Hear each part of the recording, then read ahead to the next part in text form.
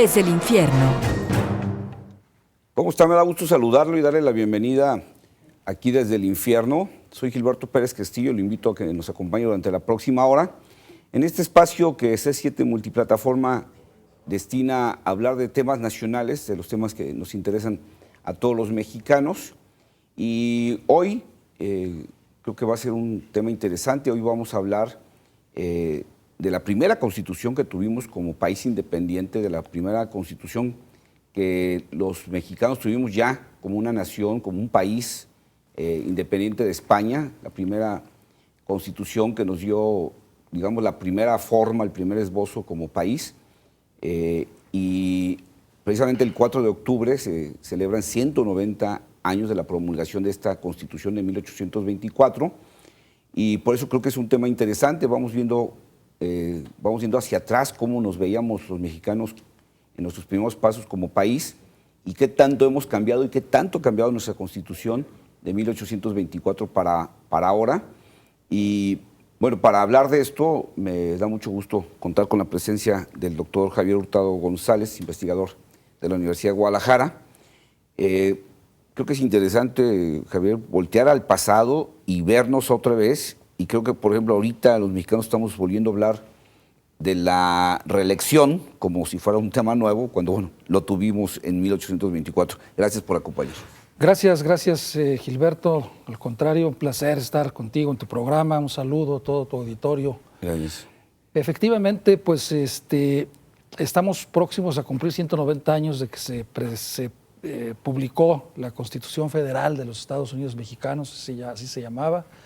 Como bien lo señalabas, es el primer texto fundamental que nos organiza, que establece las primeras instituciones públicas una vez establecida y lograda la independencia de España. Entonces, pues me parece a mí que es un tema importante y de mucha actualidad, porque mal que bien, digamos, los temas y lo que originalmente surgió y se contempló ahí, como por ejemplo el hecho de definirnos nosotros por ser un país federal, pues hoy en día creo que tiene una actualidad de la mayor importancia, ¿no? Déjame decirte que, bueno, yo supongo, estoy casi seguro de que el gobierno de la República va a estar realizando unos eventos, y sin duda el día 4 de octubre tendrá que realizar algún evento importante, sí. Supongo que con la presencia del propio presidente de la República. Pero fíjate que, curiosamente, y permíteme hacer un comercial aquí, sí, porque creo que también es importante que la gente pues vea y se entere más de estos asuntos. El Senado de la República está convocando a partir del próximo lunes, del lunes 30, inicia en la tarde un foro sobre federalismo.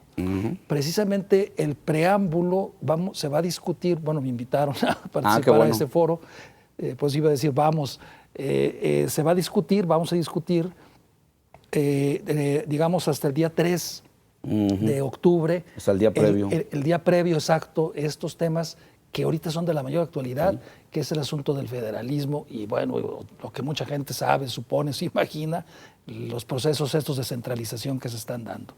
Entonces, te digo, el Senado convoca este foro que me parece muy importante, además necesarísimo. Sí. Hacía mucho que no se realizaba un evento de esta naturaleza. Lo va a inaugurar el presidente de la República, van a participar los ministros de la Suprema Corte de Justicia, por supuesto todos los senadores, todos los gobernadores, todos los diputados federales, los alcaldes de los municipios más importantes del país. Vamos, tú recordarás, es casi como aquellas viejas reuniones de la República. Aquellas reuniones de la República con López Portillo, exactamente, ¿no? Que aquí en el Cabañas se hizo una. No me acuerdo si fue la primera o la quinta, si fue la primera o la segunda, ¿no? Algo así. Si fue de las primeras aquí. Exactamente. Sí. Y llegaba don José y decía, la República está reunida. Sí, con una solemnidad, ¿no? Pero fíjate que desde entonces no se realiza. Pues estamos hablando de mucho tiempo. Y además en aquel tiempo se reunía la República pues para lanzarle loas al presidente, ¿no? Entonces hoy lo que están pidiendo y lo que se está convocando es para discutir el federalismo, y están pidiendo que el presidente de la República no solamente vaya, dicen los del PAN, y corte el listón y se tome la fotografía, no, que escuche, que se siente y que escuche lo que se va a decir ahí. Así es. Entonces, te digo, me parece que es muy importante y esto se da en el marco, pues, del proceso de los eventos previos que se están desarrollando, se van a desarrollar para conmemorar esos 190 aniversarios de nuestra primera Constitución y que, insisto, seguramente el día 4, aunque caiga en día sábado, seguramente habrá una ceremonia muy importante. Sí. Vamos a casi, nos vamos a tener que ir a un corte, Javier. Me gustaría que ahora que regresáramos de esta pausa, nos platicaras cómo era esa Constitución, qué características tenía. Yo creo que de entrada hay que entender el entorno sociopolítico Claro, de sí, cómo no. entonces. Recién nos habíamos retirado del control de español. Prácticamente todo Hispanoamérica venía de procesos independentistas. Estados Unidos pues, era un país dando sus primeros pasos también como república independiente. Pero que hablemos un poco de cómo era el entorno y qué contenía esa Constitución respecto, por supuesto, a la comparación con lo que tenemos hoy. Con lo que tenemos actualmente, claro. Lo quiero invitar a que participe en el contenido del programa con sus preguntas, opiniones, comentarios. El teléfono es el 3030-5307, repito, 3030-5307. Y también se puede comunicar conmigo a través de mi cuenta de Twitter, es @Gilberto Pérez, para que si tiene alguna duda, comentario, preguntas, serán bienvenidas. No le cambie, no nos tardamos en regresar.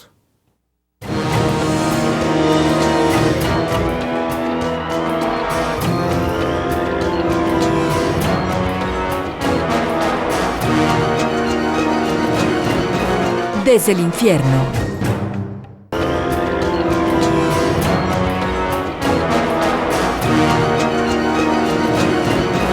Desde el infierno.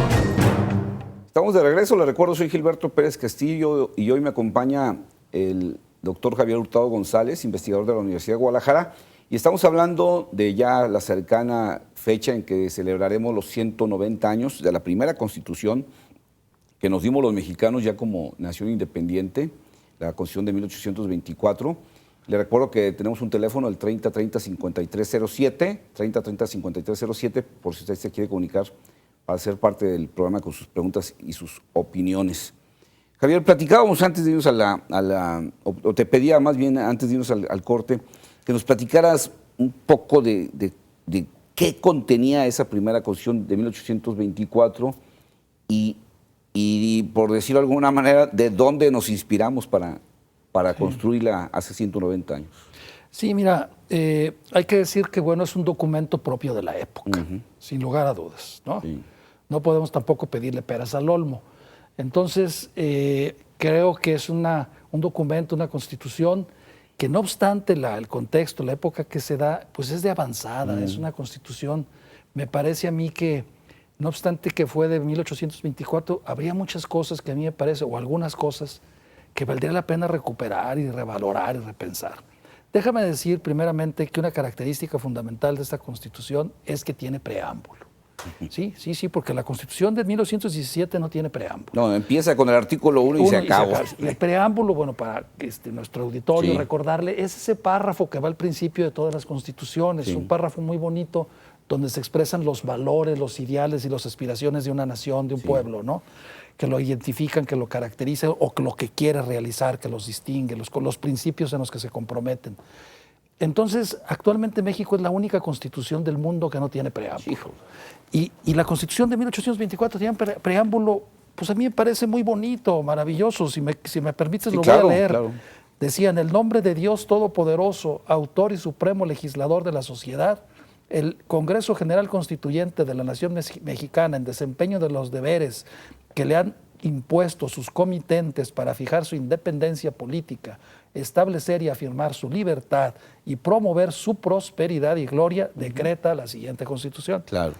Entonces, yo no sé por qué la quitan o por qué se avergüenzan de este preámbulo. Yo lo rescataría. El que diga Dios ahí, pues ¿qué tiene? No tiene nada de malo. La Constitución de los Estados Unidos también lo dice, hace referencia a Dios en su preámbulo. Claro. Y es uno de los preámbulos más bonitos, el de la Constitución de los Estados Unidos. Y no le pide nada a la Constitución de Estados Unidos. O sea, señores, por favor, ¿de qué nos avergonzamos? Pongámosle preámbulo a la Constitución mexicana y ya, ¿cuál es el problema? No, porque además lo que tú dices es importante, que sea, digamos, en ese párrafo digamos, el resumen de los valores que inspiran una constitución. Claro, ¿no? más allá de lo de Dios que lo menciona, pero además somos un pueblo profundamente creyente. Pero habla de prosperidad. Aquí lo que habla por es de ejemplo. independencia, ¿sí?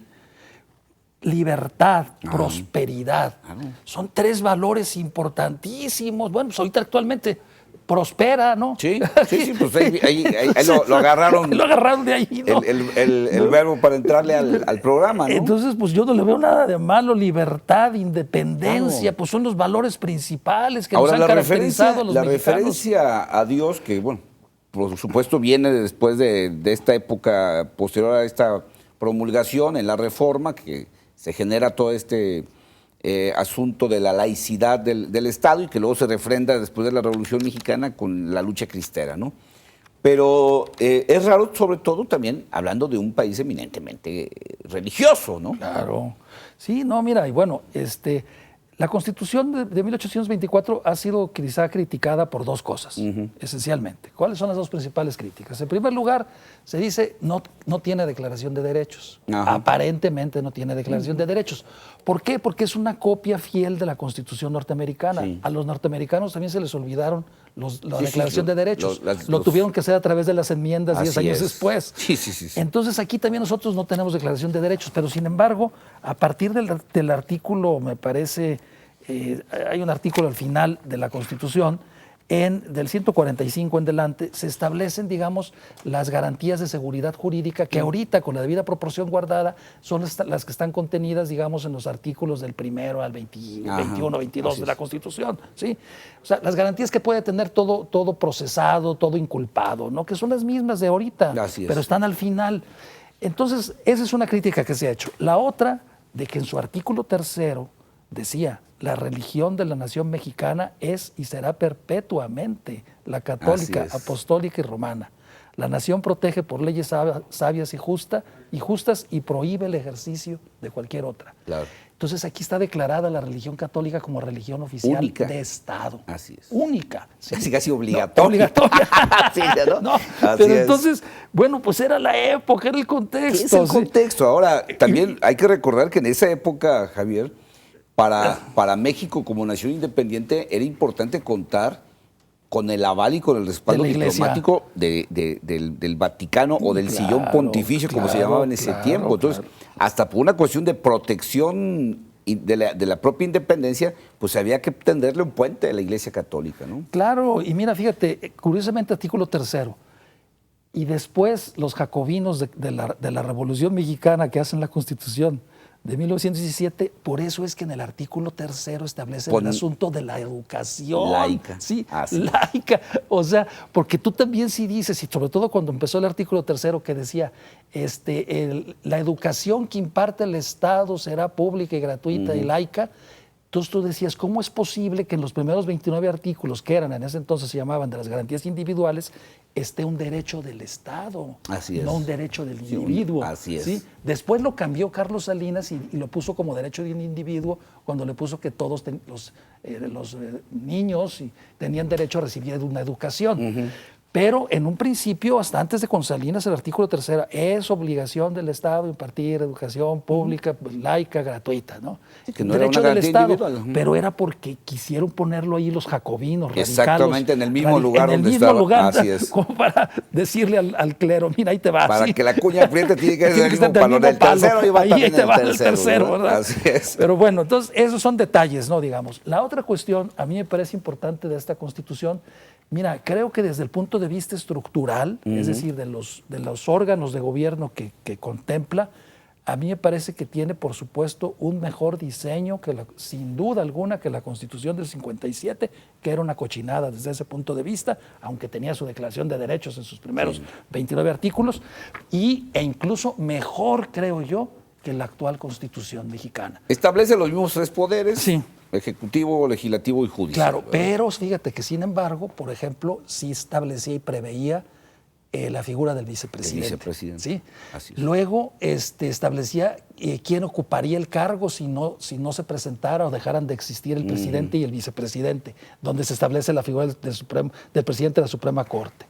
Luego, que ahora lo hacemos con un interino que tiene que elegir el Congreso a Así través es. de un manoseo político. Exactamente. Entonces tenía del suplente momento. automático en el presidente electo y aparte, si no se presentaban o cualquier cosa que no ocurriera, había un suplente también establecido en la propia Constitución. Porque había hasta el mismo problema del transporte, digo, que Claro, a veces hasta claro. por cuestión de No llegaban, caminos, sí. pues no llegabas, ¿no? Así es. Y luego también establecía un consejo de gobierno, una especie como de órgano intermedio, porque el Congreso nada más sesionaba 3 meses y medio, Sí. del 1 de enero al 15 de abril.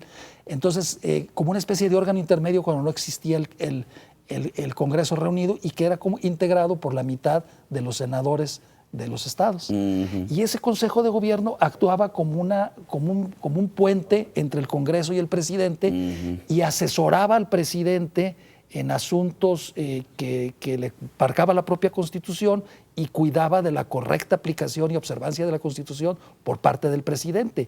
Y asimismo vigilaba cuando el presidente tenía que tomar ciertas atribuciones que le tenía que pedir, lo establecía la Constitución, su parecer al Consejo de Gobierno para tomar ciertas decisiones o para nombrar ciertas autoridades. Era como una comisión permanente, Como una pero comisión mejorada. permanente, exacto. Pero Era mejorada. una comisión permanente, el Consejo de Gobierno.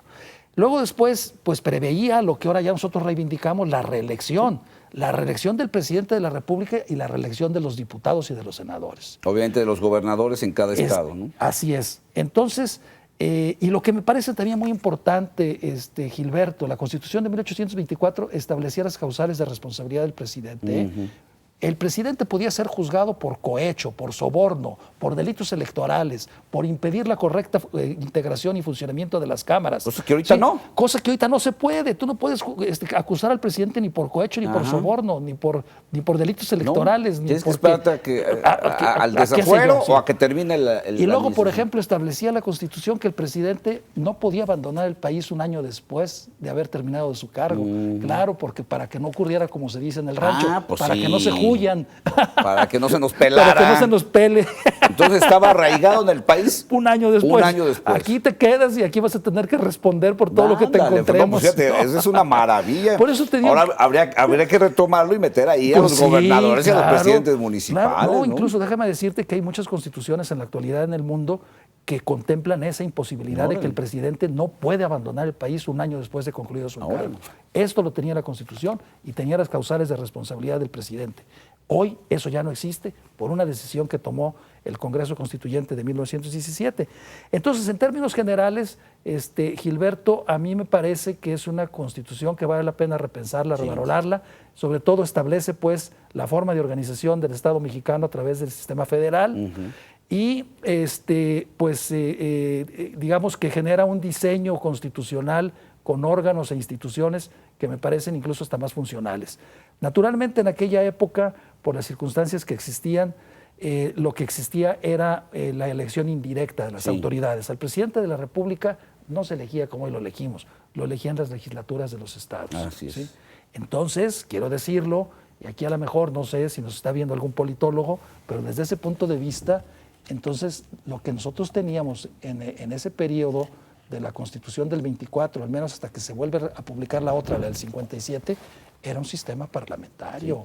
Me van a disculpar, pero era un sistema parlamentario. No era un sistema presidencial. ¿Por qué? Por el hecho de que no había la elección directa y popular del presidente de la República, sino que era electo por un órgano especial, que eran las legislaturas de los todas las estados. legislaturas. Así es. Pues, Y fíjate que si sí. eso existiera, nos ahorraríamos muchos problemas. No. Pues, Olvídate. Para empezar, nos eliminamos al INE y toda la burocracia que esto cuesta. Pues sí, y tanto olvídate. gasto de campaña. De campañas y estratosférico, tarugadas, ¿no?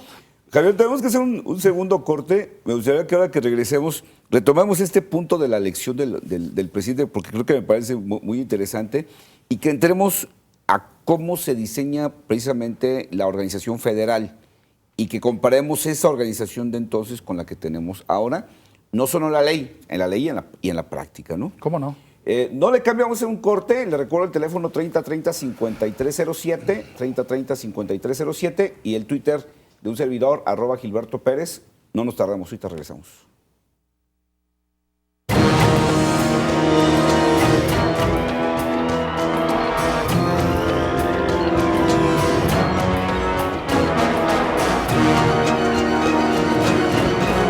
Desde el infierno.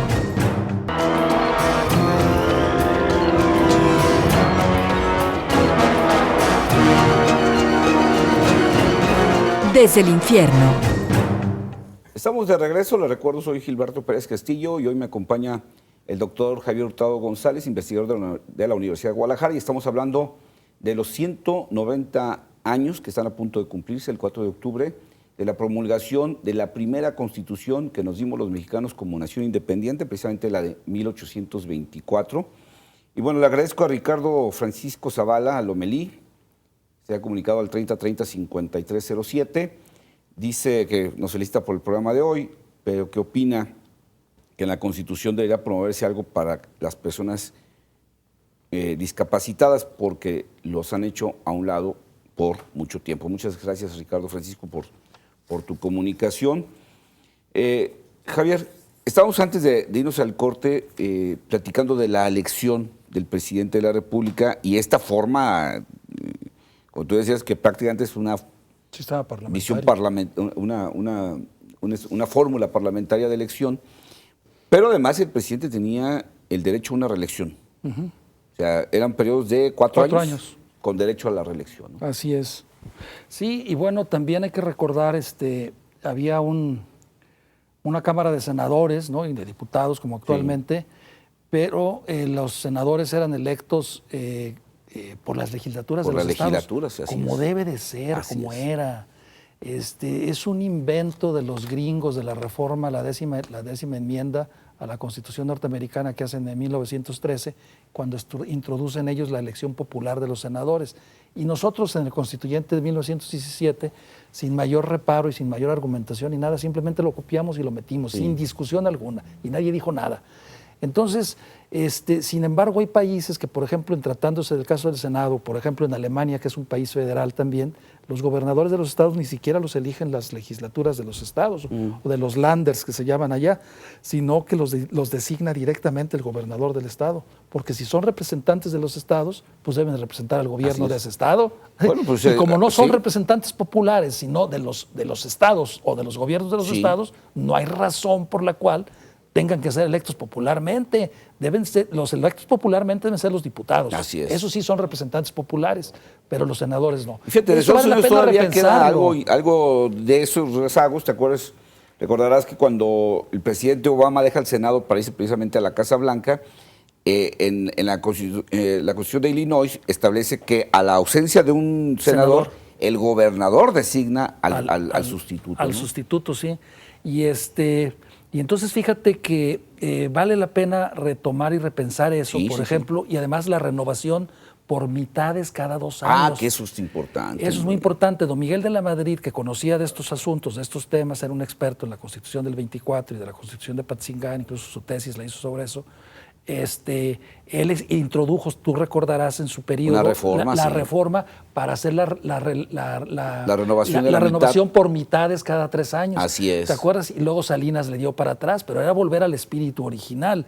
Entonces, vale la pena, por ejemplo, repensar eso. Porque se le da continuidad al trabajo del Senado. Exactamente, no estás improvisando totalmente. Y no es llegar con puros nuevos y a empezar de cero. Así es. Ahí tienes la mitad, que ahí están y ya supieron, ya le saben, sí. Entonces, eso vale la pena, en verdad, repensarlo, retomarlo, claro. La forma como se elija el Senado, eliminar el famoso senador de primera minoría y el senador de representación proporcional, que no tienen nada que ver, son extraños a la tradición constitucional mexicana. Pero entonces, bueno, insisto, creo que en su diseño, en sus órganos, esta Constitución establece un diseño constitucional entre los órganos del Estado, pues me parece que más apropiada y equilibrada, porque no le da preponderancia al Congreso por encima del presidente, ni al presidente por encima del Congreso, como hoy aparentemente existiría, o existió más por cuestiones de hecho que de derecho, pero a diferencia, eso sí, de la Constitución del 57, que le da todas las atribuciones al Congreso, y al presidente era prácticamente un títere. Así es. A eso se debe, hay algunos que lo han interpretado de esa manera, que precisamente la dictadura de Díaz y también el ejercicio al margen de la ley del poder por parte de Juárez, mientras estuvo en el poder, se debía precisamente a que no había forma de cómo gobernar este país si no era con medidas de facto. Porque si tú respetabas estrictamente la Constitución, el país se te iba a desintegrar en las manos. Entonces, ha habido tratadistas muy importantes como don Emilio Rabasa, el viejo, que tiene un libro que se llama La Constitución y la Dictadura, donde dice que precisamente lo que produjo la dictadura fue la Constitución. Y entonces ellos establecieron ese arreglo, ese diseño, donde le daban todas las atribuciones al Congreso y el presidente era un títere para evitar el fenómeno de Santana, pues, de un caudillo que entraba y salía de la presidencia como entraba a su casa. Pero quería ordenar todo. Cuando él quería y hacía mandar lo que quería, ¿no? Hizo y deshizo. Entonces, para evitar eso, entonces le dan todos los poderes a la presidencia y el presidente era un títere disminuido, perdón, al Congreso. Al Congreso. Y luego el constituyente del 17 lo hace al revés. Dice, para evitar que surjan los dictadores que ejercían poderes y atribuciones de facto y no de jure, entonces vamos dándole todos los poderes al presidente para que nunca jamás tenga tentaciones de ejercer poderes que no le dé la Constitución. Entonces fíjate cómo hemos oscilado, ¿no? Claro, cómo hemos oscilado. Entonces te digo, la Constitución del 24 me parece que era mejor. Ciertamente se produjo el fenómeno de Santana, pero no se puede sostener que la Constitución del 24 haya producido a Santana, haya provocado a Santana. Claro. Yo creo que Santana hubiera salido y hubiera surgido con o sin Constitución, y con la del 57 la mejor también. Pero entonces, sin embargo, esos bandazos que dan los constituyentes en el 57, de que para evitar los caudillismos como el de Santana, le doy todos los poderes al Congreso, y luego la del 17, que dice, para evitar que surja otro dictador como Díaz, mejor vamos le dando todos los poderes al presidente. Completito el bastón de mando. Entonces yo creo que esto nos permite más o menos entender claramente, ¿no? Porque cuando se dice, cuando digo, y yo soy me gusta siempre decirlo, que el diseño constitucional de la Constitución del 24 me parece más adecuado, más apropiado, por supuesto que la del 57 e incluso que el actual que tenemos. Ahora, porque hemos cometido también este error de siempre hacer el diseño de una Constitución pensando en el pasado, no pensando en el presente y en el futuro que queremos construir. Y de alguna manera siempre todos los cambios constitucionales han tenido que ver con el pasado reciente, no con el modelo de país que queremos construir, ¿no? Sí, lamentablemente creo que ha sido una constante, digamos, que se ha establecido. Creo que apenas ahora se están haciendo algunas reformas que tratan de atender un poco a poner en sintonía la evolución de México con las condiciones actuales y de un poco vernos hacia el futuro, ¿verdad? Porque tienes razón, pues es increíble prácticamente, bueno, cómo hay gente que todavía quisiera que viviéramos como en 1934 o en 1938, ¿no? Claro, es curioso eso, ¿no? Y cuando una persona te dice, oiga, no, hay que ponernos a tono con los tiempos, México tiene que ponerse en sintonía con las grandes naciones del mundo con las que compite, no, pues eso es malo. No, nuestras anclas del pasado son terribles, son muy fuertes, son muy fuertes. Sí. Pero entonces, pues si quieren ver al pasado, vamos viendo lo mejor del pasado, ¿sí? Claro. Lo que sí se puede, digamos, reflexionar y hay que revalorarlo, hay que verlo, hay que repensarlo. Creo yo, insisto, la figura del vicepresidente me parece que podría repensarse, a lo mejor restablecerse. Lo que ocurrió, digamos, con el problema de Madero y de Pino Suárez es otra cosa, otra circunstancia. Lo que ocurrió también en la época de la vicepresidencia, cuando estaba Díaz en la presidencia, es otra cosa, ¿no? Que se dio el lujo de poner a su suegro de vicepresidente y cosas de esas, ¿no? Pero creo que la institución no tiremos el niño con todo y la tina del agua sucia. Vale la pena repensar la figura del vicepresidente y también el asunto de la responsabilidad, ¿no? del presidente. Porque entonces, muy acorde a lo que yo te decía, el constituyente de 1917 dijo, el presidente solamente puede ser responsable por traición a la patria y delitos graves del orden común. ¿Sí? Todo lo demás lo hicieron intocable. Así es. Y se abandonó el principio ese de que el presidente no puede salir del país un año después de concluido su mandato.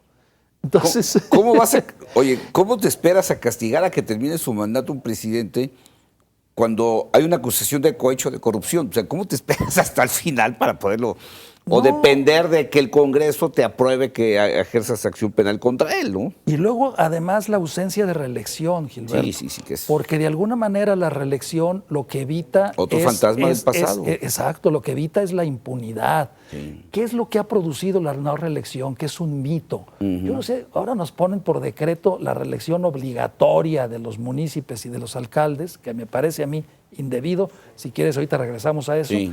Pero ¿por qué si tan de repente nos llegan los aires reeleccionistas, por qué no propusimos también la reelección del presidente de la Claro. República y de los gobernadores? Claro. ¿Por qué le tenemos ¿Qué le tenemos miedo a miedo? eso? Yo creo que sería mejor un presidente de la República con posibilidad de reelección por un periodo de 4 años, y si se reelige por otros 4 años, ¿cuál es el problema?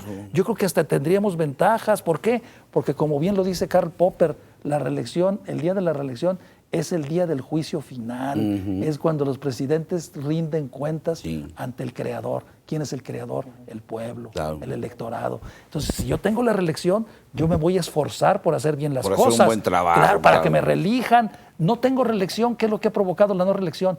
Los años de Hidalgo, Gilberto. Claro. Los años de Hidalgo, como coloquialmente se conoce. Así ¿sí? es. ¿Por qué? Porque ahí agarran y tarararará el que deje algo. Sí, porque además ya no tiene vuelvo, vuelta, ya no puedo volver a ser presidente. Ya no vuelvo, ¿verdad? entonces me aprovecho Así ahora, ¿verdad? es. Javier, vamos a tener que hacer un último corte. Me gustaría que regresáramos a plantear esta situación de cuál es la salud del federalismo actualmente en nuestro país y un poquito de referencia con lo que establecía nuestra Constitución de 1824. No le cambie, vamos a hacer un último corte. Le recuerdo el teléfono 3030-5307 y mi cuenta de Twitter, @Gilberto Pérez. No nos tardamos en regresar.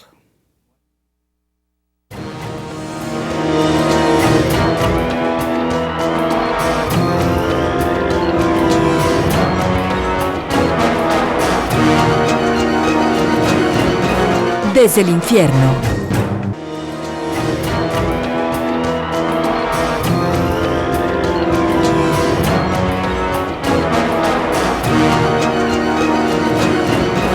Desde el infierno.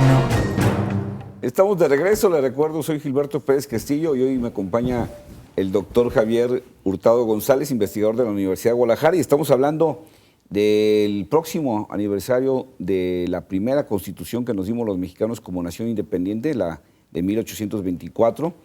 Y creo, Javier, que lo que nos ha estado platicando, pues yo creo que nos debe mover mucho el interés a todos de releer esta constitución. Ahí está, se puede conseguir muy fácilmente en internet el texto, y de leer todos estos puntos de los que tú nos estás hablando, porque sí creo que de pronto hemos dejado en el cajón de la historia muchas figuras políticas, instituciones, que al día de hoy podrían retomarse y que podrían seguir teniendo vigencia y teniendo utilidad. Nos has platicado algunas y bueno, creo que de pronto dejamos atrás una constitución y la dejamos ya como algo que no volverá, ¿no? Que algo ya del pasado Sepultado, definitivo, ¿no? Pero todo esto que nos has platicado, creo que vale la pena que todos nos demos el tiempo para darle una lectura a ese texto constitucional que, insisto, pues está ahí en internet, ¿no? José Antonio Guzmán Hernández, muchas gracias, nos habla desde Nayarit. Dice que le gustaría que se planteara el asunto de una segunda vuelta en las elecciones con un 50+1 para definir la elección del presidente. Bueno, felicitas a C7 por la programación. Pues, ¿tú cómo ves lo de la segunda vuelta? Bueno, mira, En referencia a la del 24, para que la ligáramos con el tema, ¿no? bueno, no existía. No pues, existía, por lo que tú estás señalando, No ¿no? existía. Pero bueno, en temas de actualidad, la segunda vuelta, yo no soy muy favorable a la figura. Yo diría sí, solo sí, se difiere la elección del Congreso para un mes o 40 días después de la de presidente. Porque si la juntas tú con la elección del presidente, la primera vuelta, lo que vas a provocar van a ser gobiernos divididos. Sí.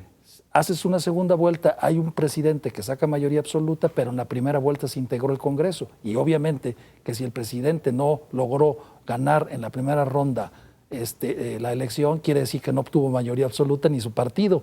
Entonces, cuando lo pasas tú a la segunda vuelta, es una ficción esa, porque nada te ganas tú con darle el 51% o 52 o 55% al presidente si su partido quedó con el 30% o el 20% en el Congreso. Entonces, yo solamente estaría de acuerdo con la segunda vuelta, primero la elección de presidente y después la elección del Congreso, para que la gente ya con plena conciencia sepa y decida si le quiere dar la mayoría al presidente del Congreso, que se la dé. Si no se la quiere dar, o le quiere entonces poner un conscientemente no se lo da, pero es. no que sea cosa como abrir la caja de Pandora. No, de que ya cuando ya en la noche, ¿no? ¿Qué pasó? Híjole, ve nomás cómo quedamos, ¿no? Sí. Retomando el tema, Javier, del federalismo, como está planteado en el 24, estamos hablando de que cuando la Constitución se promulga, estamos hablando de 19 estados y 3 territorios, que si vemos el mapa se nos sale una lagrimita, porque ahí teníamos la llamada Alta California en ese tiempo, que es ahora territorio norteamericano. Teníamos una parte de Chihuahua que también rebasaba lo que es nuestra frontera actualmente, parte de Nuevo México, todo eso. Arizona. Y Arizona, Texas. y bueno, pues teníamos un estado en el este, pues que tenía prácticamente todo lo que es Texas, ¿no? Pero bueno, esa era nuestra composición, y la Constitución primero reconoce esta división política del territorio nacional, pero también les entrega la oportunidad de que cada quien se dé a sí mismo su propia Constitución, ¿no? Así es, y establece un criterio, digamos, también de división de poderes, ¿no? Los 3 poderes obliga a los estados a que cada estado debe organizarse con un poder ejecutivo, un poder legislativo y un poder judicial. Entonces, creo que hasta ahí vamos bien. Hay que señalar también que la Constitución de 1824, por las condiciones en las que surgió, no preveía un principio de distribución de competencias como actualmente existe y que se establece por primera vez en la Constitución del 57 y que actualmente existe en el 124 constitucional, donde dice que todos los poderes que esta Constitución no concede a los funcionarios federales se entenderán reservados a los estados. Entonces, no existía ese principio. Pero de todos modos, digamos, había, digamos, una regla o un principio de respeto, ¿no? Sí. De respeto a los estados, a la soberanía de los estados, porque hay que recordarlo, insisto, de que las legislaturas de los estados, cuidado, pesaban mucho, eran las que elegían al presidente. Pues casi nada, entonces nadie se iba a pelear con los estados, ¿sí? Casi porque nada. Las legislaturas de los estados eran muy importantes, muy poderosas, ¿sí? En verdad, entonces yo creo que no había ninguna autoridad, ningún órgano de los poderes federales que se atrevieran a estar haciendo lo que actualmente se hace, ¿sí? Yo estaba preguntando hace un rato, mira, yo creo que la gran pregunta que debe de existir ahorita en estos tiempos en México es, bueno, y en la actualidad, ante tales circunstancias, las entidades federativas, ¿qué garantías tienen en este momento de que no sean absorbidas o avasalladas por la federación? No hay garantías, no hay salvaguardas. Porque hay un proceso inverso ahora. Sí, claro, hay un proceso de invasión completamente. Empieza a centralizar de nueva cuenta atribuciones que antes le correspondían a los estados. Claro, entonces hay un proceso de invasión a las atribuciones de los estados. Un proceso que mal que bien, digamos, ni es tan silencioso, sino que sí es evidente, pero no es soterrado, sino que más bien ha contado con la aquiescencia pasiva de los estados, no decir cobarde. Lo estamos viendo, por ejemplo, en materia electoral, donde prácticamente los institutos electorales se eliminan y los absorbe una institución centralizada. Así es. Lo estamos viendo en el proceso educativo, donde aparentemente el camino iba a descentralizar, pero ahora empieza a haber una reacción a centralizar. La nómina de los maestros vuelve a ser centralizada en el gobierno federal. Lo estamos viendo mucho en el cobro de ciertos impuestos, donde empiezan a convertirse en territorio federal. Lo estamos viendo en cosas de hecho, a lo mejor no de derecho, con la llegada de comisionados del gobierno federal a estados como Michoacán y Tamaulipas.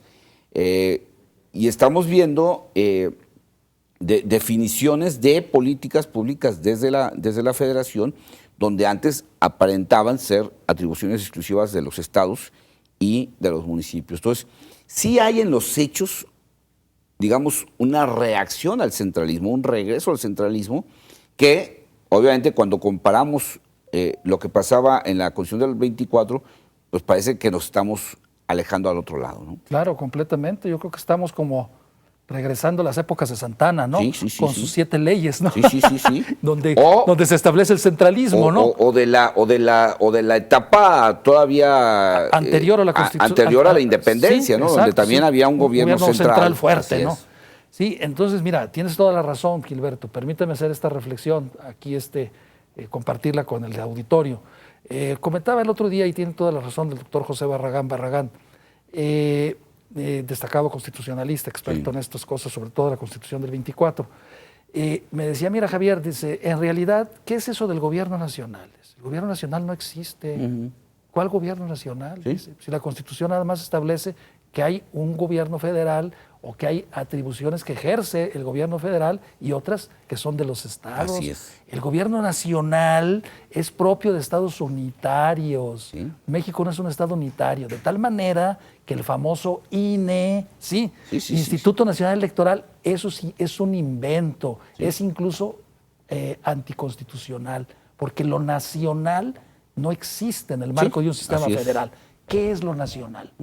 Yo me pregunto, ¿qué es lo nacional? Sí, ahora en los hechos se está dando. Que Sí, ese es claro, es lo grave. claro, ¿no? Es lo Ahora grave. tenemos una gendarmería también nacional. Exacto. ¿no? ¿Y qué es lo nacional? Así es. Lo nacional es propio de los estados centralistas. Así es. Eso sí es nacional. Así Ahí hay es. un gobierno nacional. Así es. En el sistema federal son 2 órdenes de gobierno, o 3 si tú quieres. Esencialmente, las facultades que no concede la Constitución a los poderes federales Van a son los de los estados. estados. Así es. Punto, no habla ahí. Las facultades que no concede la Constitución a los poderes federales o a los estados Van a serán los asumidas municipios, por no. el gobierno nacional. Así es. No, No, ¿cuál no. gobierno nacional? No existe el Claro. gobierno nacional. Entonces, ¿cuáles instituciones nacionales? Así es. Es indebido, es anticonstitucional el famoso INE. Lo Nos que fuimos era al correcto era lo federal, Instituto Federal Sí, Electoral. nos fuimos al INE, nos fuimos al IFAI, nos fuimos a la Comisión Nacional de Derechos Humanos y cada día estamos construyendo instituciones Nacionales, entre Así es. comillas.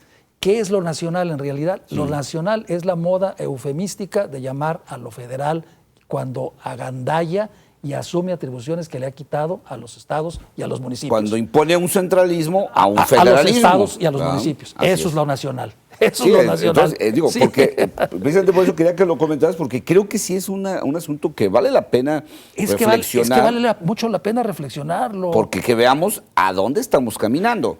Porque también está demostrado en la historia que el gobierno centralista no es una buena solución tampoco. No, claro. Entonces, mira, yo por eso celebro mucho que el Senado de la República haya tenido la iniciativa Sí. de convocar ese foro, porque se va a discutir y se van a analizar esos temas ahí. Entonces, yo sí me pregunto y pensaría, bueno, si la Constitución dice lo que ya dije, cómo se establecen las atribuciones y las competencias en nuestro país, entonces también establece en el artículo 40 que el pueblo ejerce su soberanía por medio de los poderes de la Unión, lo que corresponde a estos, a la soberanía de los poderes de la Unión, y por los de los estados, en lo que corresponde a su régimen interior. Sí. Pero entonces yo me pregunto, ¿cuál es el régimen interior de los estados? ¿Hasta dónde llega el régimen interior de los estados? ¿Podemos en realidad hablar que los estados son soberanos para definir su régimen interior si la Constitución misma te está diciendo que un estado debe de tener diputados de representación Debe ser así. proporcional y Ajá. diputados de mayoría relativa? Sí. Y si yo tuviera en verdad libertad de definir mi régimen Sí. interior, ¿y por qué si Jalisco dice yo no quiero diputados de representación proporcional? Claro. ¿Para qué sirven? Yo no los quiero. Ah, no puedes. No puedes. Tiene- Entonces, ¿cuál facultad tienes de definir Tienes tu toda la régimen libertad interior? siempre y ¿No? cuando estés en este cuadrito. En este cuadrito, ¿verdad? exacto. Y luego los municipios tendrán que tener regidores de representación proporcional. Y bueno, y si yo no quiero, Claro. ¿por qué los tengo Y que los tener? municipios deben ¿No? tener esa estructura. Bueno, pues, Exactamente. entonces, ¿dónde está Luego, la autonomía? Luego, bueno, vamos, ni siquiera los estados tienen atribución para tener órganos que organizan la elección de sus propias autoridades. claro que no. ¿Eso es tener libertad de definir tu régimen interior? Yo digo que no. Entonces, Es un centralismo disfrazado de federalismo. completamente, es un centralismo, es un federalismo centralizado. Sí. El que existe en Híjole, México. que está muy- sí. así como la dictadura perfecta y todo Sí, ese sí, tipo sí, de figuras, ¿no? es federalismo Sí. con centralización. Javier, te quiero dar las gracias por habernos acompañado hoy. Desgraciadamente el tiempo se nos va muy rápido. Creo que fue interesante lo que nos has venido a platicar, analizar qué fue la Constitución del 24 y creo que va a ser interesante. Ojalá el canal del Congreso transmita esto que va a pasar de yo lunes creo que a miércoles. El de la Corte también lo va a pasar. Porque Ojalá se transmitan estos y ojalá también que la gente lo pueda ver. Que no dejemos estos temas como temas menores de la vida pública, el reflexionar, vuelvo a lo mismo, lo que hicimos en otras constituciones, rescatar lo que vale la pena, pero también reflexionar qué estamos haciendo en el día a día con nuestras instituciones. Claro, claro. Muchas gracias, Javier. Al que te vaya muy bien por allá gracias, en la consulta del Gilberto. Senado. Y como siempre, le agradezco a usted que nos haya acompañado durante esta hora. Le recuerdo que tenemos una cita la próxima semana, jueves a las 7 de la noche. Mientras tanto, quédese con la programación de C7 Multiplataforma.